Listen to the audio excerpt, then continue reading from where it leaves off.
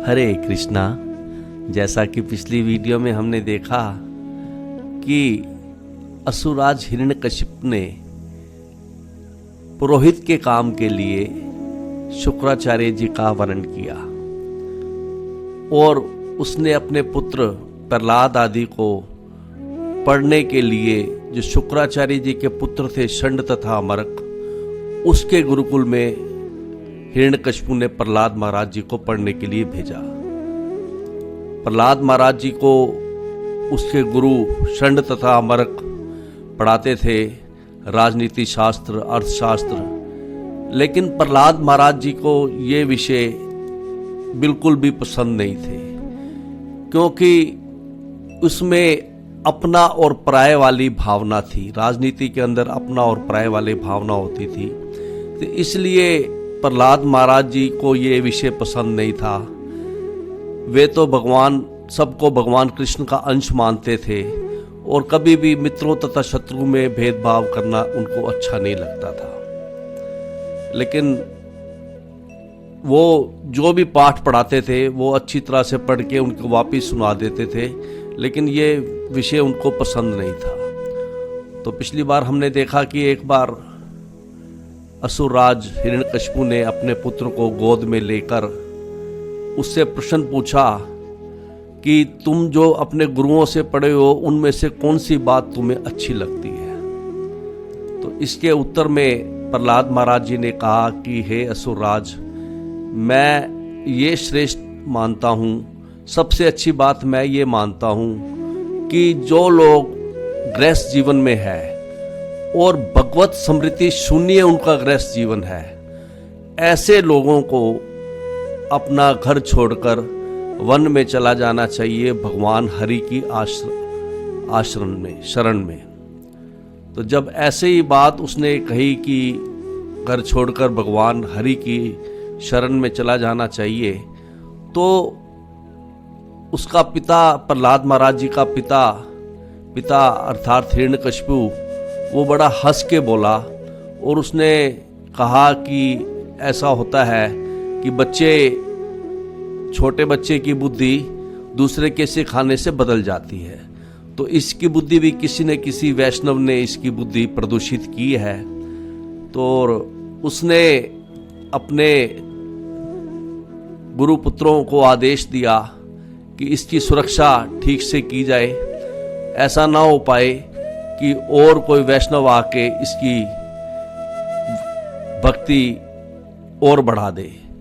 और उन्होंने कहा कि उसको कहा गुरुपुत्रों के बच्चे को गुरुकुल में ठीक ढंग से रखो, यह कृष्ण की भक्ति ना सीखने पाए।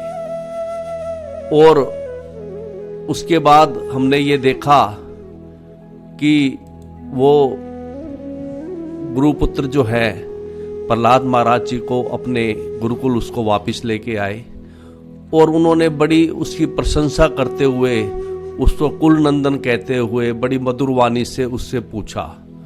वो नाम उगलवाना चाहते थे कि ये किसी का नाम बता दे, किसी वैष्णव का भी इसको किसने ऐसी शिक्षा, ऐसा उपदेश किसने दिया है। तो वो बड़े प्यार से उसे कहने लगे कि हे प्रहलाद बेटे, तुम्हारे अंदर ये बुद्धि का विकार कहाँ से आया? ये और बालकों में तो ऐसा विकार नहीं है। और ये जो बुद्धि भेद तुम्हारे अंदर आया है, जो तुम हरि की शरण की बात कर रहे हो, ये किसी ने दूसरा कोई वैष्णव आया था या ये अपने आप हुआ है, यह हम जानना चाहते हैं। और हम तुम्हारे गुरु हैं, तुम हमसे झूठ मत बोलो, तुम कुल नंदन हो। तो इस तरह से जब उन्होंने प्रश्न पूछा तो प्रहलाद महाराज जी ने उत्तर उसको दिया। प्रहलाद महाराज जी ने कहा कि हे अध्यापकों, मैं तो उन भगवान को नमस्कार करता हूँ जिनकी माया के द्वारा किसी जीव के अंदर, बुद्धि के अंदर यह भरा जाता है कि कौन अपना है कौन पराया है। फिर उन्होंने ये कहा कि जब भगवान किसी पर प्रसन्न होते हैं तो ये जो पशु बुद्धि है, ये वाली जो पशु बुद्धि है जिसमें किसी को शत्रु किसी को मित्र माना जाता है जब भगवान किसी भगत के ऊपर प्रसन्न होते हैं तो उसकी पशु बुद्धि उसकी भगवान खत्म कर देते हैं। फिर उन्होंने प्रहलाद महाराज जी ने कहा कि यह पशु बुद्धि अपने पराये वाली इतनी खतरनाक है कि अगर ये भावना अंदर रहती है तो भगवान हरि को हम अपने हृदय के भीतर स्थित नहीं कर पाते। तो कहते हैं कि वही भगवान जो मेरे हृदय में भी स्थित है और वही मेरी बुद्धि को भेद कर रहे हैं, अपनी ओर खींच रहे हैं। फिर उन्होंने बताया था प्रहलाद महाराज जी ने कि हे अध्यापकों, जिस तरह लोहा चुंबक के प्रति आकृष्ट होता है उसी तरह से मेरी चेतना चक्र पानी की तरफ, अर्थात जिसने हाथ में चक्र धारण किया हुआ भगवान विष्णु भगवान कृष्ण के प्रति मेरी चेतना आकृष्ट है। और यह मेरी स्वाभाविक स्थिति है। जैसे सभी लोग भगवान कृष्ण के प्रति आकृष्ट हैं तो मैं भी भगवान कृष्ण के प्रति आकृष्ट हूँ और यह मेरी स्वाभाविक स्थिति है। जब इस तरह से प्रहलाद महाराज जी ने जवाब दिया और उसके बाद प्रहलाद महाराज जी मौन हो गए तो उसके जो अध्यापकगण थे वो बहुत ही कुपित हुए, क्योंकि वो राज सेवक थे। उनको ये लग रहा था कि उनके ऊपर अब अपयश आएगा कि इन्होंने अपने शिष्यों को कृष्ण की भक्ति सिखा दी। तो इस तरह से हमने लास्ट सिटिंग में किया था। तो अब वो दोनों अध्यापकगण जो कि पहले उन्होंने प्रशंसा की थी शिष्य की, अपने शिष्य प्रहलाद महाराज जी की, उसको कुल नंदन कहा था, अब वो प्रशंसा छोड़कर वो दंड, जैसे 4 विधियां हैं साम दाम दंड भेद, तो साम दाम या भेद दंड, तो जो दंड वाली विधि है इसको वो अपनाएंगे। और किस प्रकार वो ताड़ना करते हैं ये हम आज की सिटिंग में देखते हैं। तो चलिए आज की भगवत चर्चा स्टार्ट करें। तो पहले श्लोक में गुरुपुत्र कह रहे हैं वो, आनियताम अरे वेत्रम अस्माकम अयस्कर कुल अंगारस्य दुर्बुद्धे चतुर्थे अस्य उद्दित है। कहते हैं कि आनियताम अरे वेत्रम, कि अरे जाओ कोई एक छड़ी लेकर आओ। वेत्रम मतलब छड़ी। ये प्रहलाद महाराज जो है अस्माकम अयस्कर, ये हमारे लिए बड़ा ही अपयश लाने वाला है। ये कि हमारा नाम खराब हो जाएगा, हमारा अपमान करेगा ये कि इन्होंने इसको कृष्ण भक्ति सिखा दी है। और पहले कुल नंदन कह रहे थे, अब कह रहे हैं कुल अंगारस से दुर्बुद्धे। और ये कुल अंगारस से जो कुल में अंगारे के सदृश है, दुर्बुद्धि है, इसके लिए जो साम दाम भेद और दंड, दम मतलब दंड, इसके लिए जो चौथी दवाई है वो काम करेगी, चौथी नीति इसके लिए काम करेगी, दंड वाली। तो इसके सरलार्थ में गुरु महाराज जी ने लिखा है, वो गुरुपुत्र कहते हैं, अरे मेरी छड़ी तो लाओ, यह प्रहलाद हम लोगों के नाम और यश में बट्टा लगा रहा है। अपनी दुर्बुद्धि के कारण यह असुरों के कुल में अंगार बन गया है। अब राजनीतिक कूटनीति के 4 प्रकारों में से चौथों के द्वारा अर्थात दंड के द्वारा इसका उपचार किए जाने की आवश्यकता है। अगले श्लोक में उसकी और ताड़ना भर्त्सना करते हुए कहते हैं गुरुपुत्र, दैत्य चंदन वने जात। कहते हैं कि हालांकि जो दैत्य का कुल है, दैत्य का वंश है, वो चंदन वृक्ष के समान है और ऐसे चंदन वन में इसका जन्म हुआ है, जाता है, उत्पन्न हुआ है ये लड़का। लेकिन ये दैत्य कुल जो चंदन वन के समान है, लेकिन उसमें ये कंटक द्रुम, उसमें ये कंटीला वृक्ष जैसे हो गया है। यत मूल उन्मूल परशो, जिसकी जैसे जड़ों के काटने में, यत मूल उन्मूल, जड़ों को काटने में, इस दैत्य कुल की जड़ों को काटने में परशो कुल्हाड़ा, विष्णु तो कुल्हाड़ा हो गया है। नालायित अभरकय, और यह बालक अभरकय, यह एक हत्था हो गया है। जैसे कि मतलब वो ये कह रहे हैं कि विष्णु भगवान तो कुल्हाड़ी है, और ये कुल्हाड़ी के बीच में ये बालक प्रहलाद महाराज जो है वो एक हत्था हो गया है। बिना हत्थे के कुल्हाड़ी कितना काटती है, नहीं काट पाती ज़्यादा। तो इसके सरलार्थ में गुरु महाराज जी लिखते हैं, यह धूर्त प्रहलाद चंदन के वन में कंटीले वृक्ष के समान प्रकट हुआ है। चंदन वृक्ष काटने के लिए कुल्हाड़े की आवश्यकता होती है, और कंटीले वृक्ष की काट लकड़ी ऐसे कुल्हाड़े का हत्था बनने के लिए अत्यंत उपयुक्त होती है। भगवान विष्णु दैत्य वंश रूपी चंदन वन को काट गिराने के लिए कुल्हाड़े के तुल्य है, और यह प्रहलाद उस कुल्हाड़े का हत्था है। तो इस तरह से भर्त्सना करते हुए उसकी उन्होंने गुरुपुत्रों ने अगले श्लोक में नारद जी बता रहे हैं, इति तम विविध उपाय भीष्यन तर्जन आदि भी प्रहलादम ग्राह्यम आस त्रिवर्गस्य उपादनम। इस तरह से बहुत सारे उपायों से उसको धमका रहे थे।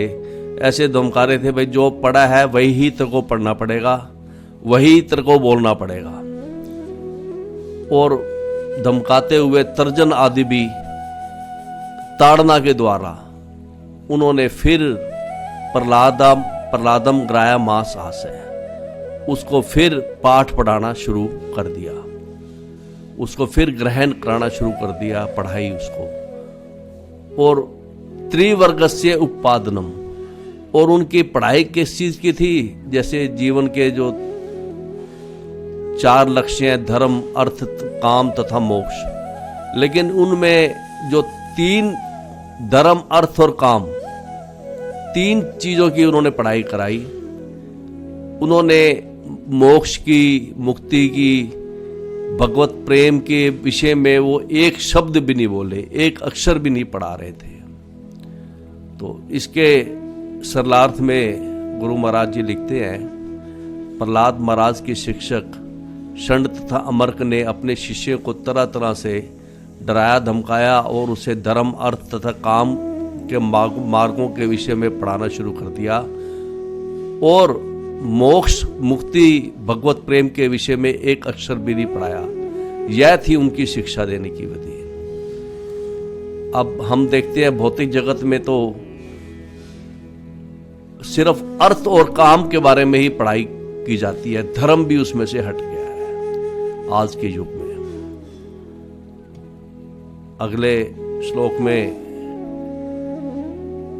उन्होंने गुरुपुत्रों ने उसको फिर वही पढ़ाई करीब 1 साल तक, और उसके बाद अगले श्लोक में उन्होंने क्या किया, तत् एनम गुरु ज्ञातवा, जब गुरु जान गए कि प्रहलाद महाराज ने ज्ञात ये चतुष्टयम, प्रहलाद महाराज को जो ये जाना जितना जानना उसके लिए जरूरी था वो सब उन्होंने जान लिया है।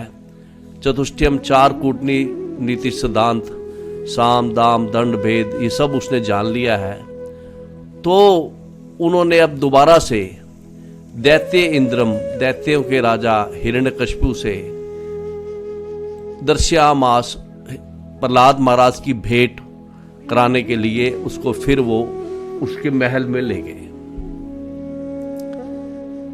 गुरुजन प्रहलाद महाराज जी को दूसरी बार महल में ले गए हिरण्यकशिपु से भेंट कराने के लिए। वहां पर जाकर सबसे पहले प्रहलाद महाराज जी अपनी माता से मिले, तो मातृमृष्टम, तो माँ सबसे पहले अपनी माँ के पास गए। माँ ने उसको उत्पम लगाया, स्नान कराया, श्रृंगार किया उसका, अलंकृतम, उसका आभूषणों से सजाया, क्योंकि गुरुकुल में तो तपस्या करनी पड़ती है, केशों की जटा बन जाती है। तो वो पहले माँ के पास गया, माँ ने उसको नहला धुला के अच्छी तरह से वस्त्र पहनाकर, उसको आभूषण पहनाकर, तब उसको पिताजी के पास उसके भेजा। तो इसके सरलार्थ में गुरु महाराज जी लिखते हैं कि कुछ काल बाद षंड तथा अमर नामक शिक्षकों ने सोचा कि प्रहलाद महाराज पहली जो नीति है कूटनीतिक साम, जनता नेताओं को शांत करने में उनको सारी आ गया है। फिर दूसरी नीति है दाम, अर्थात उनको कुछ रिश्वत देना, उन्हें ये भी आ गया है लाभप्रद आकर्षक नौकरियां देकर प्रसन्न करने का। तीसरा भेद, लोगों में फूट डालना भी उनको पढ़ा दिया हमने, और अवज्ञा करने पर उन्हें दंडित और दंड करने के सारे मामले उन्होंने उनको सिखा दिए हैं। तो जब उन्होंने देखा कि सभी मामलों में पर्याप्त शिक्षा प्रहलाद महाराज प्राप्त कर चुके हैं, तब एक दिन जब प्रहलाद की माता अपने पुत्र को स्वयं नहला धुलाकर तथा पर्याप्त आभूषणों से अलंकृत कर चुकी थी, वो उसको महल में ले गए भेंट कराने के लिए। और शिक्षकों ने उसे, जब माता ने नहला धुलाकर उसको तैयार कर दिया, तो उसको उसके पिता के समक्ष लाकर प्रस्तुत कर दिया। अब जैसे ही पिता से मिलने के लिए प्रहलाद महाराज जी गए, तो पाद्योपतितम बालम, तो प्रहलाद महाराज जी जो कि अपने पिता को देवता मानते थे, उसके पांव पर गिर गए, उसको साष्टांग प्रणाम किया। और जब ऐसा प्रणाम किया तो हिरण्यकशिपु खड़ा हो गया। प्रतिनद्दे आशीष्या असुर है, और बड़े उसने अपने पुत्र को आशीर्वाद दिए उस असुरराज हिरण्यकशिपु ने, भाई तुम दीर्घायु हो, प्रसन्न रहो मेरे बच्चे। परिष्वज्ये चिरम दौर्भ्यम, और बड़े उसको चूम कर प्यारवश दोनों हाथों में लेकर बहुत देर तक वो आलिंगन, उसने अपने पुत्र का आलिंगन किए रखा। और जब जैसे पुत्र को आलिंगन किया हिरण्यकशिपु ने, परमाम आप निर्वृतम, उसको महान सुख प्राप्त हुआ, उसको इतना आनंद प्राप्त हुआ, अपनी बाहों से बहुत देर तक वो प्रहलाद का आलिंगन किए रखा, और उसको इतना सुख प्राप्त हुआ कि आज तक कितना सुख उसको कभी नहीं मिला था। वो सुख उसको क्यों मिला? गुरु महाराज जी कहते हैं कि जिनके हृदय में स्वयं भगवान है, अर्थात प्रहलाद महाराज के हृदय में भगवान थे, और उन प्रहलाद महाराज को हृदय से लगा रहा था। हिरण्यकशिपु बड़ा भाग्यशाली था कि एक भगत को, जिसके हृदय में भगवान है, उसको अपने हृदय से लगा रहा था। तो उसको बड़ा ही आनंद आया। तो इसके सरलार्थ में गुरु महाराज जी लिखते हैं, जब हिरण्यकशिपु ने देखा कि उसका पित्र उसके चरणों पर विनत है और प्रणाम कर रहा है, तो उसने तुरंत ही वत्सल पिता की भांति अपने पुत्र को आशीर्वाद देते हुए उसे अपनी दोनों बाहों में भरकर उसका आलिंगन किया। पिता स्वभावतः अपने पुत्र का आलिंगन करके प्रसन्न होता है, और इस तरह हिरण्यकशिपु अत्यंत प्रसन्न हुआ, उसको परम सुख मिला। तो अगले श्लोक में बताया गया है, नारद जी कह रहे हैं, आरोप्य अंकम अवघ्राए, उसने अपने पुत्र को आरोप्य अंकम अपनी गोद में ले लिया। अवघ्राए मूर्धनी, और उसका सिर जो है सूंगा उसने। हमारे शास्त्रों में लिखा है कि माता पिता या बड़ा भाई छोटे बच्चे का सिर सूंघते हैं। वृद्ध जन जितने भी हैं छोटे बच्चों के सिर सूंघते हैं। इससे शास्त्रों में बताया गया है कि इससे बच्चे की आयु बढ़ती है, बच्चे निरोग रहते हैं। तो वो अपने पुत्र को अपनी गोद में लेकर उसका सिर सूंघ रहा था और उसके अश्रुकला अंबु भी हिरण्यकश्यप की आंखों से स्नेह के आंसू झरझर चू रहे थे और इतने आंसू आ रहे थे कि वो सींच रहे थे, भिगो रहे थे प्रहलाद महाराज को। और प्रहलाद महाराज जी का जो मुख था विकसित वक्त्रम, वो बड़ा ही मुख उनका खिला हुआ था, प्रसन्न था प्रहलाद महाराज जी का। वो भी अपने पिता से काफी समय बाद मिल रहे थे। इदम हा युधिष्ठिर है, इस तरह से वो प्यार से दुलार कर रहा था अपने बेटे का, तो इस तरह हिरण्यकश्यप बोलता है, हे युधिष्ठिर, ऐसा नारद जी कह रहे हैं। इदम आहा युधिष्ठिर है। इसके सरलार्थ में गुरु महाराज जी लिखते हैं कि नारद मुनि ने आगे बताया, हे राजा युधिष्ठिर, हिरण्यकश्यप ने प्रहलाद महाराज को अपनी गोद में बैठा लिया और उसका सिर सूंघने लगा। फिर अपने नेत्रों से प्रेम आश्रु ढरकाते हुए और बालक के हंसते मुख को भिगोते हुए वे अपने गुरु पुत्र से इस प्रकार बोला। तात्पर्य, यदि बालक या शिष्य अपने पिता अथवा गुरु के चरणों पर गिरता है तो गुरु या पिता अपने छोटे का सिर सूंघता है। तो अपने पुत्र से अब वो बोल रहा है, हिरण्यकश्यप बड़े ही दुलार से अपने पुत्र से प्रश्न पूछ रहा है। हिरण्यकश्यप वाच है, प्रहलाद अनुच्यताम तात सवधितम किंचित उत्तमम कालेन एतावता आयुष्मन यत अशिक्षत गुरु भवान। इसमें वो 3 संबोधन कर रहा है। पहला कह रहा है कि प्रहलाद महाराज, प्रहलाद, फिर कह रहा है तात, और तीसरा संबोधन कर रहा है आयुष्मान। उसको आशीर्वाद भी दे रहा है अपने पुत्र को, प्रहलाद भी कह रहा है, नाम से भी संबोधित कर रहा है, पुत्र भी कह रहा है और उसको आशीर्वाद भी दे रहा है, आयुष्मान भव। और उससे पूछता है सवधितम किंचित उत्तमम, कि तुमने 1 साल के आसपास, कालेन एतावता, इतने साल के आसपास जो तुमने, यत अशिक्षित गुरु भवान, जो तुमने अपने गुरु से जो शिक्षा प्राप्त करी है, अर्थात शरण तथा अमर्क से जो शिक्षा प्राप्त कर रही है, सवधितम किंचित उत्तमम, उनमें से जो सबसे उत्तम है जो तुमने सीखा है वो मुझे बताओ। जो वो पूछ रहा है कि तुमने जो पढ़ाई, सबसे अच्छी बात जो तुमने सीखी है अपने गुरुओं से, वो मुझे बताओ। वो पूछ रहा है कि तुमने षंड और अमर्क से जो शिक्षा प्राप्त करी है उसमें से जो बेस्ट है वो मेरे को तुम बताओ। लेकिन नारद, अब प्रहलाद महाराज जी ने तो नारद जी से सीखा था, वो नारद जी से सीखी हुई बात बोलेंगे अभी।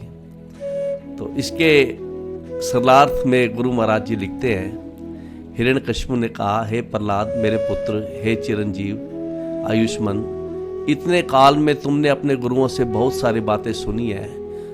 अब तुम उन सब में से जिससे सर्वश्रेष्ठ, जिसको उत्तम समझते हो, वो मुझे कह सुनाओ। अब वो तो पूछ रहा है, भाई तूने षंड और अमर्क से जो तूने बेस्ट बात सीखी है वो मुझे बताओ। लेकिन वो तो अपने जो वास्तविक गुरु थे नारद जी, जो उन्होंने उससे बात सीखी हुई थी, अब वो वही बात बोलेंगे। तो इसके उत्तर में श्री प्रहलाद आवाज है।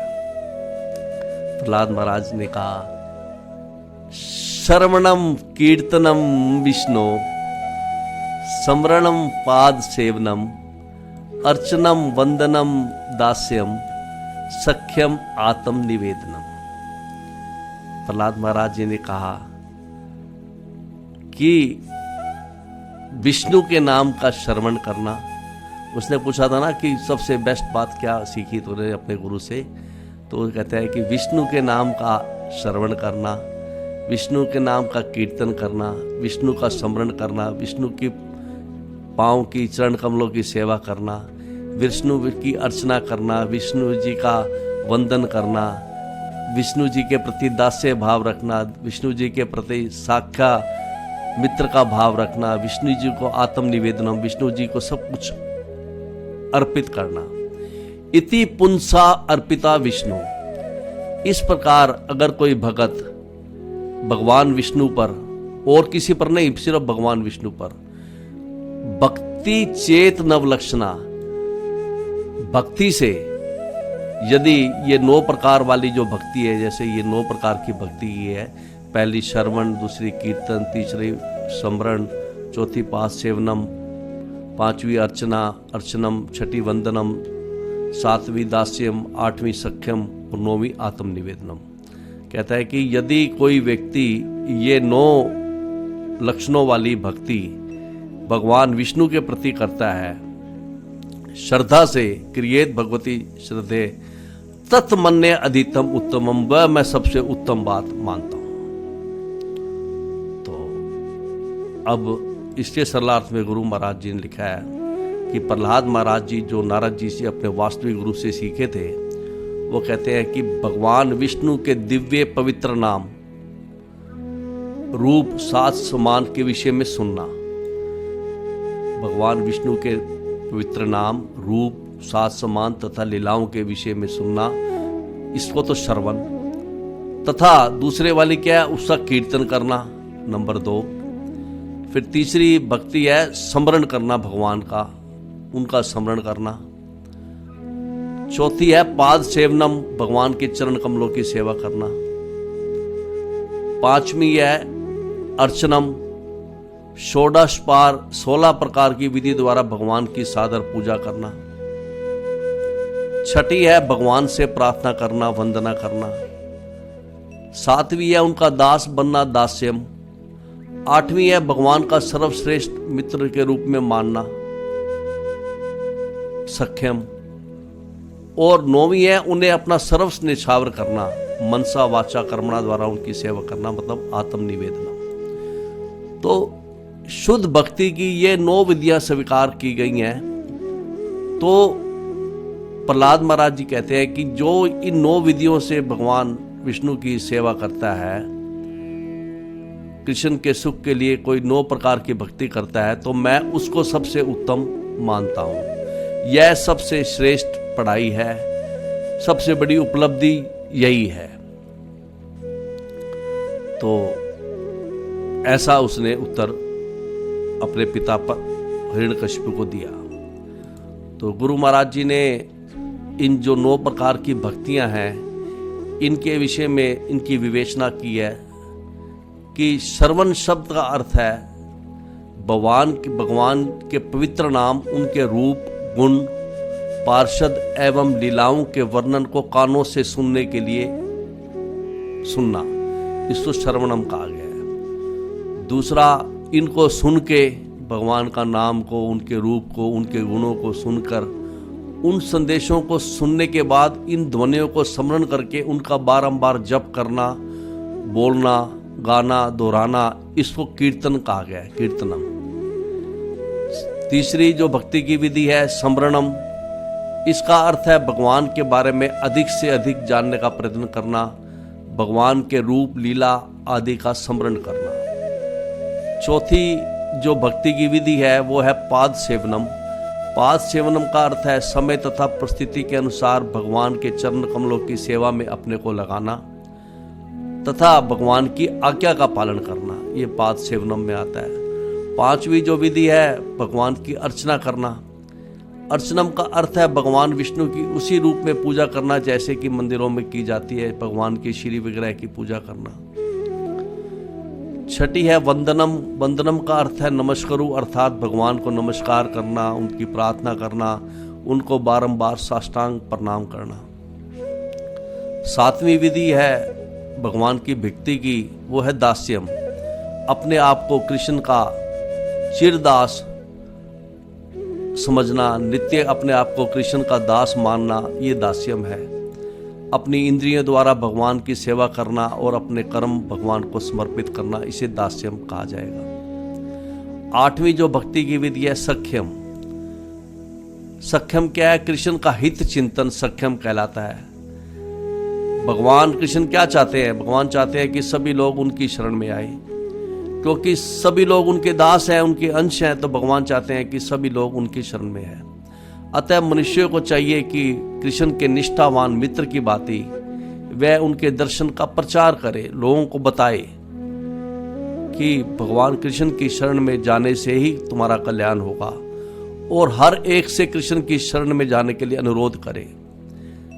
तो भगवान को सख्या में ही आएगा, भगवान को अपना मित्र मानना और उन पर पूर्ण विश्वास रखना। जो 9वीं विधि है भक्ति की विधि, वो है आत्मनिवेदनम।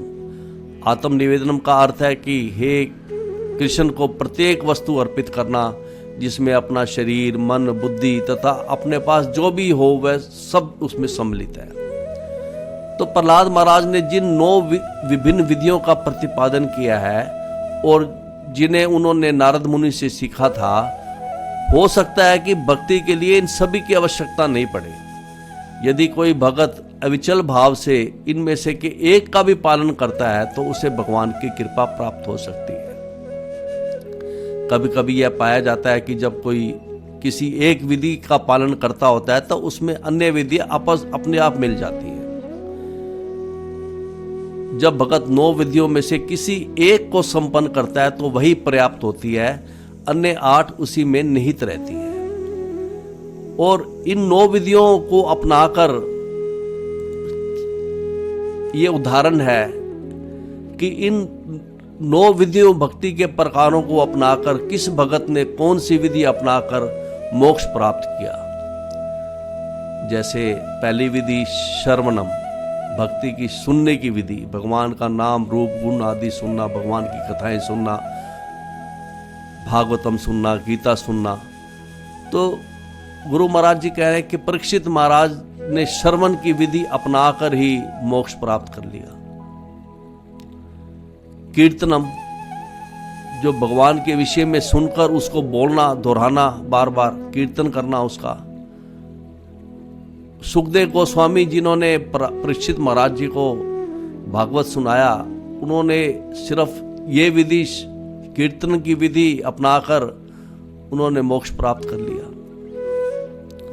प्रहलाद महाराज जी ने स्मरणम वाली विधि, भगवान को हमेशा स्मरण रखते थे, अपने हमेशा हृदय में रखते थे, यह विधि अपनाकर प्रहलाद महाराज जी ने मोक्ष प्राप्त कर लिया। चौथी विधि जो पाद सेवनम है, धन की देवी मां लक्ष्मी है, वो हमेशा भगवान के चरणों में स्थित रहती है, भगवान के चरण दबाती रहती है। उन्होंने पाद सेवनम करके मोक्ष प्राप्त कर लिया। भगवान की अर्चना, भगवान की अर्चना करके पृथु महाराज जी ने मोक्ष प्राप्त कर लिया। वंदना करके अक्रूर जी जब गए थे वृंदावन में, अक्रूर जी, तो उन्होंने भगवान को साष्टांग वहां प्रणाम किया ब्रिज की भूमि में। वंदना करके ही अक्रूर जी ने मोक्ष प्राप्त कर लिया। दास्य भाव से हनुमान जी ने राम जी का दास्य भाव से अपनाकर अपना मोक्ष प्राप्त कर लिया। सख्यम, उसका उदाहरण अर्जुन जी हैं कि भगवान के सखा थे और उन्होंने सखा भाव से मोक्ष प्राप्त कर लिया।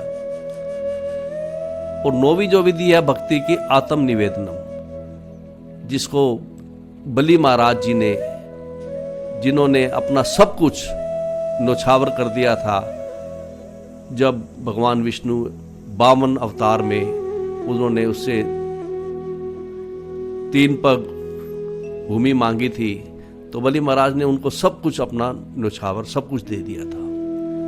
तो इस प्रकार इसमें दिखाया गया इस स्लाइड में कि किस तरह ये 9 प्रकार की विधि अपनाकर किस भगत ने कौन सी विधि अपनाकर मोक्ष प्राप्त किया। तो अब प्रहलाद महाराज जी ने तो हिरण्यकशिपु को बताया, भाई जो ये कोई भी 9 विधि में से जो ये करता है 9 विधियां, ये सबसे बेस्ट बात है, ये सबसे बड़ी अचीवमेंट है। तो इस तरह अब उसकी क्या प्रतिक्रिया हुई हिरण्यकशिपु की, जब ऐसा जवाब उसके पुत्र ने दिया, तो निशम्य एतत् सुतः वचः, इस प्रकार अपने पुत्र के वचनों को सुनकर हिरण्यकशिपु तदा गुरुपुत्रम वाचिदम, वो गुरुपुत्रों के ऊपर बड़ा उसको क्रोध आया। अभी उसने अपने बेटे पर क्रोध नहीं किया, अभी उसने प्रहलाद को उसने अभी भी गोद में रखा हुआ है, और उसके मन में ये भाव आ गया कि ये जो गुरुपुत्र है षंड तथा अमरक, ये मेरे को धोखा दे रहे हैं। तो वो बड़ा क्रोधित हो गया उन पर, रुषा, बड़ा ही क्रोधित हुआ। प्रस्फुरित अधर, और उसके हिलते हुए अधर, उसके होठ हिलने लगे, कांपने लगे। उसको ये भ्रम हो गया कि ये जो गुरुपुत्र है ये भीतर भीतर मेरा विरोध कर रहे हैं, ये विष्णु के आदमी हैं, इन्होंने इसको विष्णु की भक्ति सिखा दी है। इस तरह से इससे सरलार्थ में गुरु महाराज जी लिखते हैं कि अपने गुरु, अपने पुत्र प्रहलाद के मुख से इन वचनों को सुनकर हिरण्यकशिपु अत्यंत क्रुद्ध हुआ। उसने कांपते होठों से अपने गुरु शुक्राचार्य के पुत्र षंड से इस प्रकार कहा। तो अब वो क्या कहता है हिरण्यकशिपु अपने गुरु पुत्रों को, ब्रह्म बंधु किम एतत्ते, हे ब्राह्मण बंधुओं, हे ब्राह्मण के अयोग्य पुत्रों, ये क्या है? विपक्षम श्रेयता अस्ता, तुम विपक्ष का आश्रय लिए हुए हो, तुम विष्णु का आश्रय लिए हुए हो, जो तुम विष्णु के आदमी हो, तो जो तुम इसको विष्णु की भक्ति सिखा रहे हो। असारम ग्राहित्य बाला, और जो असारम, जो सारहीन चीज है भक्ति, वो तुमने इसको सिखा दी है, इसका तुमने ग्रहण करा दिया इसको। मतलब हिरण्यकशिपु भक्ति को असारम कह रहा है, सारहीन है, और प्रहलाद महाराज जी इसी भक्ति को बेस्ट बता रहे हैं। भाई 9 प्रकार में से एक प्रकार की भी भक्ति है विष्णु के प्रति, तो इससे अच्छी कोई बात नहीं है। और वो कह रहा है सारहीन। हिरण्यकशिपु भाई तुमने ये सारहीन चीजें जो है ना इसको इसके दिमाग में डाल दी हैं। माम अनादृत्य दुर्मते, हे दुर्मतु, हे मूर्ख अध्यापको, तुमने मेरा अनादर कर दिया है, ये सारी बेकार चीज इसको पढ़ा दी है। तुम्हें ये याद नहीं आया कि तुम किसका अनादर कर रहे हो? मतलब उसके ऊपर उसने दोषारोपण कर दिया कि तुम जो है ना विष्णु पक्ष के आदमी तुम हो। तो ऐसा इसके सरलार्थ में गुरु महाराज जी लिखते हैं कि अरे ब्राह्मण के अत्यंत नृशंस अयोग्य पुत्र, तुमने मेरे आदेश की अवज्ञा की है और मेरे शत्रु पक्ष की तुमने शरण ले रखी है। तुमने इस बेचारे बालक को भक्ति का पाठ पढ़ाया, ये क्या बकवास है। और हिरण्यकशिपु अगले श्लोक में उनके ऊपर और दोषारोपण करता हुआ कहता है, हालांकि उनका कोई दोष नहीं था, वो कहता है संति ही असाधव लोके दुर्मेत्रा छदम बेशिना। वो कहते हैं कि हिरण्यकशिपु कहता है कि शत्रु भी कभी कभी मित्र की तरह बाहर से व्यवहार करते देखे गए हैं। बने हुए हैं छदम बेशी में, वो लगते हैं कि हमारे मित्र हैं, लेकिन वो मित्र बार बार से हैं, वास्तव में तो वो शत्रु हैं। और वो कहता है कि मैं भी राजा हूं, मैं भी राजनीति का पंडित हूं, राजनीति जानता हूं। मैं ये जानता हूं कि दुष्ट लोग कभी कभी मित्र का वेश धारण करके आते हैं, और तुमने भी मित्र का वेश धारण करके कर रखा है, लेकिन हो तुम मेरे शत्रु। और तुम्हारे जो तुमने पाप करा है ना, वो प्रहलाद के मुख से प्रकट हो रहा है। भाई प्रहलाद ऐसी बातें बोल रहा है जो तुमने उसको सिखाई है, तो ऐसी बातें बोल रहा है, तो उसके मुख से प्रकट हो रहा है। और उसका उदाहरण भी दे रहा है, तिशाम उदेति अधम काले रोग पाति का नाम इव। कहता है कि जिस तरह पाप करने वाले का पाप उचित समय पर, काल पे उसी तरह प्रकट होता है जैसे पापियों का पाप रोग के रूप में प्रकट होता है। वो कहता है कि जैसे पापियों का पाप रोग के रूप में प्रकट होता है, इसी तरह से जो तुमने इसको सिखाया है वो तुम्हारा पाप इसके मुख से, जो ये बोल रहा है, प्रहलाद के मुख से प्रकट हो रहा है। इसके सरलार्थ में गुरु महाराज जी लिखते हैं कि हिरण्यकशिपु कहता है कि समय के साथ उन लोगों ने अनेक प्रकार के रोग प्रकट होते हैं जो पापी होते हैं समय के अनुसार। उसी प्रकार ये इस संसार में छद्म वेश धारण किए हुए जितने धोखेबाज मित्र हैं, अंतोगत्वा इनके मिथ्या आचरण से उनकी वास्तविकता शत्रुता प्रकट हो जाती है। वो कहता है तुम्हारी शत्रुता प्रकट हो रही है, जो कि प्रहलाद अपने मुख से बोल रहा है। तो उसने इतना उनको प्रताड़ित करते हुए और तलवार निकाल ली। और जब इस तरह से उसने गुरु पुत्रों पे आरोप लगाए जो कि निराधार थे, तो अब गुरुपुत्र जो है उसकी क्या जवाब देते हैं, इसको हम अगली सीटिंग में लेंगे।